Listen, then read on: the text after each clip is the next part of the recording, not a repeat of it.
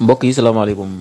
mbokki Pastef ak mbokki patriote ak mbokki Sénégal maa ngi leen di nuyu di leen siyaare. man dama nekk ci diaspora bi démb ma am benn cadre maanaam benn leader bu ma dégganteel ci ñi jege état bi am ay questions yu ma ko posé questions yi nag bi mu ma ko tontoo xaw na ma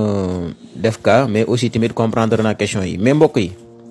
man première question bi ma ko njëkk a posé mooy cadre bi ma leen di wax nii nga xam ne maa ngi déggante ak moom.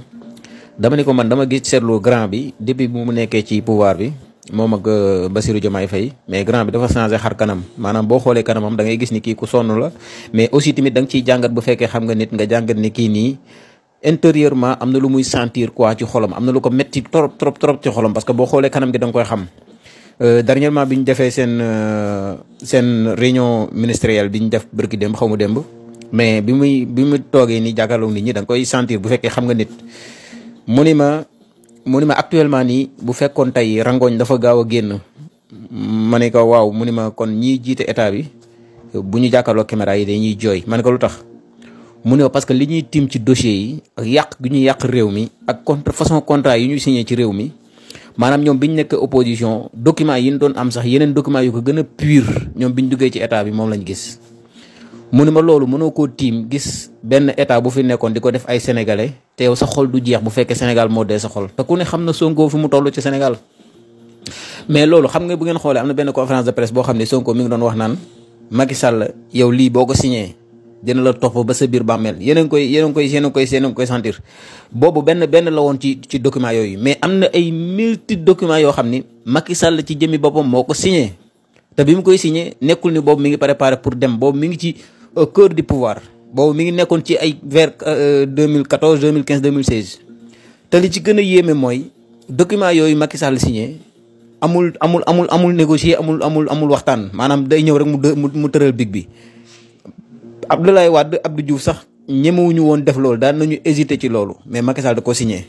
document yooyu nag Sonko daf ci amoon benn dem ci conférence de presse daan ni Macky Sall gis nga lii bi mu koy wax sax nanguwul tàllal document bi pour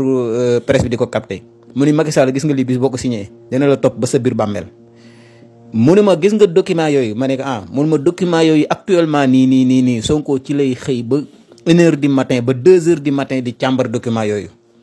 mu ne ma mais lim ciy gis actuellement nii bu fekkoon Sonko ko fragile la day jàkkaarloog presse bi démissionné parce que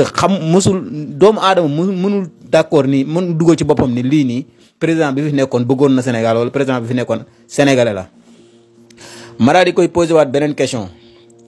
ma ne ko est-ce que yaakaar nga ni document yooyu grand bi di xool bi di am lu muy sentir est-ce que document yooyu état bu Sénégal mën na ci dellu si waat mu ni ma actuellement nii am na benn décision boo xam ne duñ ko wax ci kaw maanaam kenn du ko dégg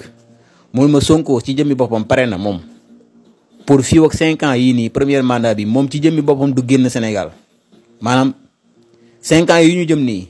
mun ma Sonko ci jëmmi boppam actuellement nii jëlagul beneen décision boobu décision la jël mooy du génn Sénégal dafa fas yéene toog Sénégal durant 5 ans yi pour régler problème mu sénégalais yi mun ma loolu noonu Sonko dina ko régler mais nag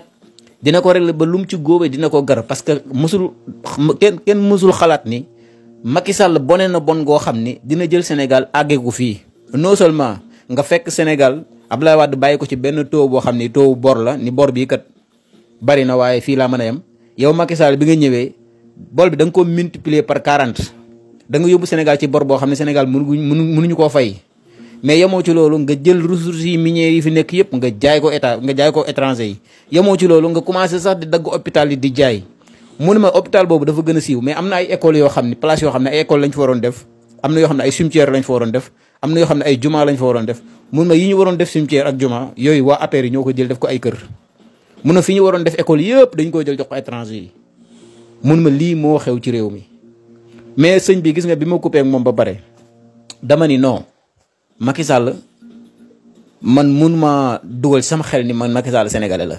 man ba léegi nii xaw ma kañ la ñuy dem ci histoire ñu won ma ni ma Macky Sall du sénégalais xëy na Sénégal la juddoo yaayam sénégalais la baayam sénégalais la mais sénégalais da nga koy jàpp ci sa kër sa xol da ngay jàpp ne yow sénégalais nga sa xol parce que yow Sénégal mënuñu am problème ak France li ñu naqat yëpp France teg ñu ko yow nga liggéey ci réew mi ba jeexal jël lépp jox français yi ba ci pétrole bi lépp nga jox ko français yi yow bi nga jeexalee automatiquement fas yéene woo toog ci benn naaj liggéeyal Sénégal benn fan dong gratuite nga dem sa yoon yow bi nga joxee rek da nga dem sa yoon dem liggéey di tubaab yi mais ñun ban façon réew la ñu yor yow da nga liggéey ba jeexal sa mandat jeex au lieu que yow nga dem demander benn poste international pour défendre Afrique wala nga demander benn poste international pour wut fa ay privilèges jox ko Afrique mais non da nga féete côté France pour défendre international pour jox France. parce que li Macky Sall taxawee actuellement nii France la arrangé parce que France moo ko fal tey waroon na nekk nit njiitu réew moo xam ni dafa jug comme ni Abdoulaye Wade defoon dafa jug comme ni Abdou Diouf defoon. Abdou Diouf sax maanaam mën naa ko bañ a tudd mais Abdoulaye Wade peut-être parce que Abdoulaye patriote la boo xoolee sax ñoom ñoo ko daaneel occidentaux yi ñoo ko daaneel mais Macky Sall la kenn xamul ban façon vaurien la kenn mënul comprendre Macky Sall ban façon vaurien la caxatee suuf si jël géej gi yëpp jox ko tubaab yi non seulement mu joxaal leen beneen port boo xam ne ci ndaayaan boo xam ni li doon jaar port de Dakar sax léegi day gën a yomb sax mu jaar fële pétrole bi dañ koy tibb rek mu jaar fële dem phosphate bi dañ koy tibb mu jaar fële dem fer bi dañ koy tibb mu jaar fële dem bu faluwaatoon wala bu fekkoon Amadou Ba moo faluwaat loolu projet boobu noonu day dem bii ba 2035 parce que loolu la ko tubaab bi tëraloon mais loolu dafa mooy